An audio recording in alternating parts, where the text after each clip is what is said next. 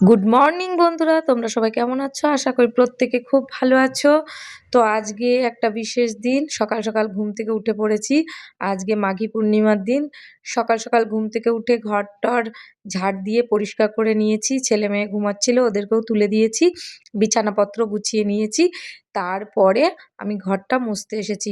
ঘর-টর মুছে এখন যাব স্নান-টান করে পুজো দেব। কারণ তার আগে আমি ঘর মোছা কমপ্লিট হলে উঠানটা ধুয়ে নেব। উঠানটা ধোয়ার পরে আমি সিঁড়ি-টিড়ি ধুয়ে, উঠান ধুয়ে স্নান করতে চলে যাব। স্নান-টান করে এসে আমি ঠাকুর ঘরে ঢুকবো। কারণ আজকে মাঘী পূর্ণিমার দিন তো একটু ভালো করে পুজো দিতে হবে। তো দেখো আমার স্নান-টান কমপ্লিট করে আমি ঠাকুর ঘরে চলে এসেছি। আর ঠাকুর ঘরে এসে সমস্ত ঠাকুরকে আগে তোমাদেরকে স্কিপ করে দিয়েছি, কারণ আমি ঠাকুরের জায়গা-টায়গা সুন্দর করে আসন-টাসনগুলো গুছিয়ে গাছিয়ে নিয়েছি, পরিষ্কার পরিচ্ছন্ন করে মুছে টুছে নিয়েছি। তারপর ঠাকুরদেরকে স্নান করানো বলতে আমি একটা কাপড় দিয়ে মুছিয়ে নিই সব ঠাকুরকে, সেটাকেই স্নান করানো হয়। ঠাকুরকে স্নান-টান করিয়ে নিচ্ছি, কিন্তু গোপালকে একটু আলাদাভাবে স্নান করাতে হয়। যেহেতু আমার গোপাল আছে, বাটির মধ্যে তুলসী পাতা দিয়ে নিচ্ছি। তুলসী পাতা দিয়ে নিয়ে তারপরে আমি গোপালকে ড্রেসপত্র ছাড়িয়ে সুন্দর করে স্নান করিয়ে দিচ্ছি। আর সকাল সকাল স্নান করাচ্ছি তো তাড়াতাড়ি অল্প একটু জলেই স্নান করাবো, কারণ গোপালের আবার ঠান্ডা লেগে যেতে পারে। আমি কলের থেকে গরম জল বেরোচ্ছিল, সেই জলটাই নিয়ে এসেছি। কারণ আমাদের এখানে ডাইরেক্ট কলের জল তো একটু গরম বেরোয়, যখন জলটা মানে কল দিয়ে আসে তখন একটু জলটা গরম গরমে বেরিয়ে যায়। তার জন্য আর আলাদা করে গরম করিনি। গোপালকে ড্রেসপত্র পরিয়ে দিচ্ছি। সুন্দর করে সাজিয়ে গুজিয়ে দেব। কারণ আজকে একটা বিশেষ দিন। আমি সকাল সকাল পুজোটা দিলে আমার একটা শান্তি লাগে। তার জন্য আমি সকাল সকাল গোপালকে সুন্দর করে সাজিয়ে গুজিয়ে আমি স্নান-টান করিয়ে দিলাম। দেওয়ার পরে ওর আসনে বসিয়ে দিচ্ছি গোপালকে। দেখো গোপালকে খুব সুন্দর লাগছিল। তো দেখো গোপালের হাতে আমি গোপালের বাঁশিটা দিয়ে দিলাম। আর এদিকে যে সমস্ত ঠাকুরদের আমি মোছাই, সেই কাপড়টা আমি সুন্দর করে শুকানোর জন্য ওখানে মেলে দিলাম ওই র্যাকটার ওপরে। আর এদিকে গোপালকে আমি খাবার দেবো বলে একটা আসন পেতে দিয়েছি। ওই আসনটার ওপরেই গোপালকে প্রত্যেকদিন খাবার দিই। তো প্রদীপটা ধরিয়ে নিলাম। দেখো আজকের দিনে একটু পুজো দিতে টাইম লাগবে। এবার শিব ঠাকুরকে স্নান করাতে হবে। প্রদীপ ধূপকাঠি না জ্বেলে তো শিব ঠাকুরকে স্নান করানো যায় না। বাবা ভোলেনাথকে আমি প্রথমে ঘি মধু মাখিয়ে নিলাম।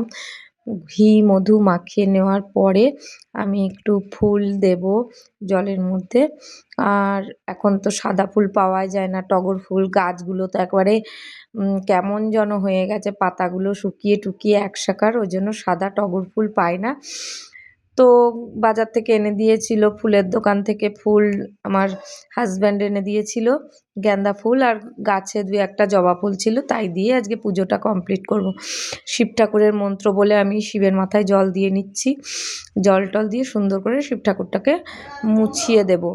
মুছিয়ে দেওয়ার পরে আমি শিব ঠাকুরকে আসনে স্থাপন করে দেব।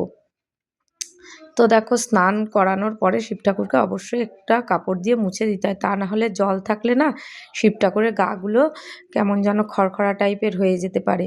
তার জন্য এদিকে চন্দন পাটায় চন্দন বেটে নিচ্ছি। সমস্ত ঠাকুরকে আমার স্নান করানো হয়ে গেছে। এখন আমরা যেমন স্নান টান করে সিঁদুর টিপ পরি, সেরকম ঠাকুরদেরও সব ঠাকুরকে স্নান টান করানোর পরে সুন্দর সাজিয়ে গুছিয়ে দিয়ে এখন চন্দনের ফোঁটা, ছেলে ঠাকুরদের চন্দনের ফোঁটা আর মেয়ে ঠাকুরদের সিঁদুরের ফোঁটা দেব। তো দেখো আমি চন্দনের ফোঁটা সিঁদুরের ফোঁটা দিয়ে নেব এখন ঠাকুরদেরকে। তারপরে আমি নিজে একটু সিঁদুর পরে নেব ঠাকুরের এই সিঁদুরের থেকেই। আর ঠাকুরের আলাদা করে সিঁদুরের কৌটার থেকে পরি কমই, যখন পুজো দিতে বসি তখন সিঁদুর ঠাকুরের সিঁদুর থেকেই নিজে একটু পরে নিই। তো দেখো এখন ঠাকুরের থালাগুলো সুন্দর করে সাজিয়ে দিচ্ছি। স্নান টান সাজানো গুজানো কমপ্লিট হয়ে গেছে। এখন ঠাকুরের ভোগ নিবেদন করব। তো ভোগ নিবেদন করার জন্য আমি সন্দেশ দিয়ে দিচ্ছি থালায়। আর আজকে ফল টল আর আনার টাইম পাইনি, অনেক সকালবেলায় দোকান তখন খোলেওনি। আমারও মনে ছিল না যে আজকে মাঘী পূর্ণিমা। তো ঘুম থেকে ওঠার পরে রাত্রির বেলা দেখলাম, উঠেই তাড়াতাড়ি বললাম, তখনও দোকান খোলেনি, ফল টল আনতে পারিনি।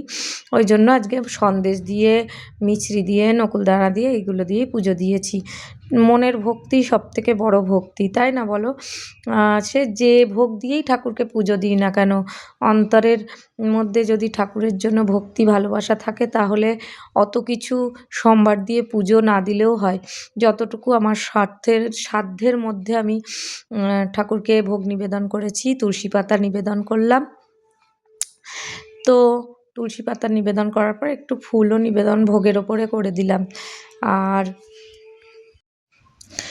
তারপরে আমি দেখো ঠাকুরদেরকে একটু ধুনো দিলে খুব ভালো লাগে ঘরটা, তার জন্য আমি ধুনোটা বেটে নিচ্ছি আর গুঁড়ো করে নিচ্ছি আর কি, কৌটার মধ্যে ঢেলে রাখি। আমার তো ধুনোর গন্ধ আমাদের ঘরের প্রত্যেকে খুব ভালোবাসে। যখনই পুজো দিই আমি একটু ধুনো দিয়ে আরতি করার চেষ্টা করি, যাতে আমার ঘরে সমস্ত কিছু ধুনোর গন্ধ যখন বেরোয় না, খুব ভালো লাগে। আমার ছেলে মেয়ে তো ধুনোর গন্ধ খুব ভালোবাসে। আর ঘরে যখন এসে ওরা দেখে আমি পুজো করেছি, ধুনোর গন্ধ বেরোচ্ছে, তখন জোরে জোরে নিঃশ্বাস নিয়ে ওরা ধুনোর গন্ধটা নেয়। বলে, বাহ, খুব ভাল লাগে মা, সবসময় তুমি যখনই পুজো দিবা তুমি ধুনো দেবাই অবশ্যই। আর খুব ভালোবাসে ওরা ধুনোর গন্ধ। সারা ঘরে আমি ধুনোর গন্ধ ছিটিয়ে দিই পুজোর শেষে।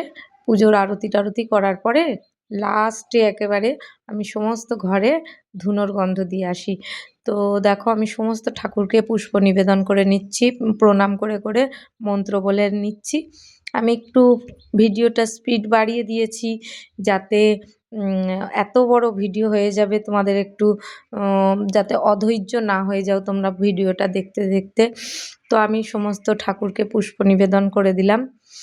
আমি স্পিড বাড়িয়েই দিয়েছি, কারণ অতক্ষণ ধরে ভিডিও দেখতে দেখতে তোমরা ভালো লাগবে না তোমাদের কাছে, তার জন্য আমি অনেকটাই স্পিড বাড়িয়ে দিয়েছি ভিডিওটার। আর এদিকে আমি বেলপাতা একটাই পেয়েছিলাম ফুলের মধ্যে, তো ওই শিব ঠাকুরকে আমি দিয়ে দিয়েছি বেলপাতাটা। ফুল বেলপাতা দিয়ে সমস্ত ঠাকুরকে প্রণাম করে আমি করলাম। এখন আরতি করব।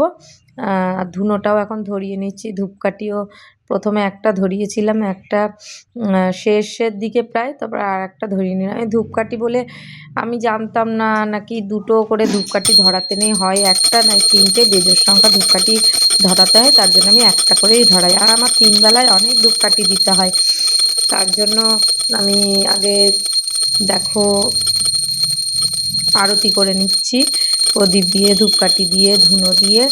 তারপরে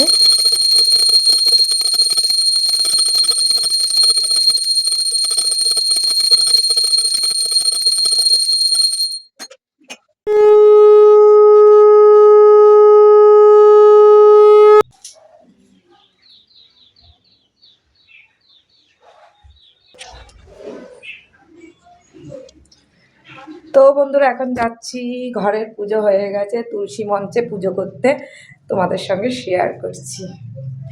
এই দেখো। তো বন্ধুরা দেখো আমি সমস্ত ঘরে ধূপধুনা দেখিয়ে এখন চলে এলাম আমার দক্ষিণ দিকে মুখ, আমার মেন গেটটা ঘরে ঢোকার, তার জন্য আমি দক্ষিণ দিকে মুখ বলে একটা পঞ্চমুখী বজরংবলীর ফটো ওখানে রেখেছি, বজরংবলীর ছবি, সেখানে আমি ধূপধুনা দিই। প্রত্যেক দিন যখন তুলসী মঞ্চে আমি পুজো করতে আসি ধূপধুনা দেখাই, এবার তুলসী মঞ্চে আমি সুন্দর করে ফুল দিয়ে সাজাই। তারপরে তুলসী মাতাকে খুব ভক্তি ভরে পূজা করি, কারণ তুলসী মঞ্চে ফুল দিয়ে না সাজালে না আমার ভালো লাগে না। আমি যতটা ফুল থাকে ততটা দিয়ে একটু সাজানোর চেষ্টা করি। আর আমার তুলসী মঞ্চের গায়ে লক্ষ্মীনারায়ণ, রাধা গোবিন্দ, পঞ্চদেবতা, এই দেবতাদের ছবি আটকানো আছে, তো তাদেরকে আমি পুজো করি, ধূপধুনা দেখাই।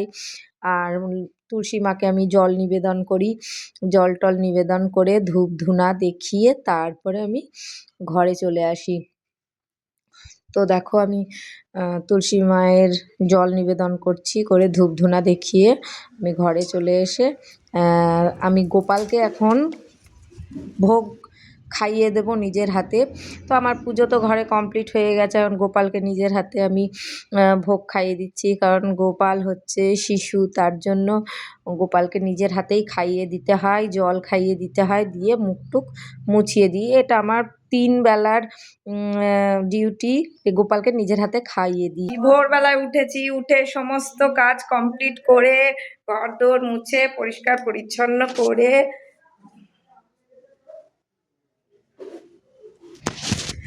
তারপরে আমি পুজো দিতে বসেছিলাম, আর পুজো টুজো কমপ্লিট হয়ে গেছে। এখন আমি হ্যাঁ, ও কি কোশ্চেন একটা বলছে, বন্ধুরা শোনো তো। শোনো, এখন 2030 সাল, মানে 2030 সাল চলছে। তুমি এটা ভাবো মনে মনে, এখন 26 না 30 চলছে। হ্যাঁ, 2030 সাল ভেবে নিলাম। 2030 সাল চলছে তো। হ্যাঁ, তো এবার প্লাস 40 করো। 70। 2000 কত সাল চলবে? 70। এবার তার সাথে প্লাস 20 করো। 90। 2090 সাল চলছে। হ্যাঁ, এবার প্লাস 10 করো। 3000 সাল। 3000 সাল। আমি কি কত সাল চলবে? এই তো বুদ্ধি এই কাটাটা। 3000, এখন 2000 চলছে, তাহলে 3000 চলবে। তো বন্ধুরা, আমার পুজো কমপ্লিট হয়ে গেছে, এখন আমি চা খেতে বসেছি। আর জানোই তো আমি গ্লাসে চা খাই, কারণ তাড়াতাড়ি ঠান্ডা হয় না, গরম থাকে চাটা। আর এই যে টোস্ট বিস্কুট দিয়ে আমার চা খেতে খুব ভালো লাগে। তো আমি এখন চাটা খেয়ে নিই, চা খেয়ে নিয়ে তারপরে আমি বাদ বাকি কাজ করব। তো আজকে চাটা খেয়ে এনার্জিটা বাড়িয়ে নিই, তারপরে আসছি তোমার।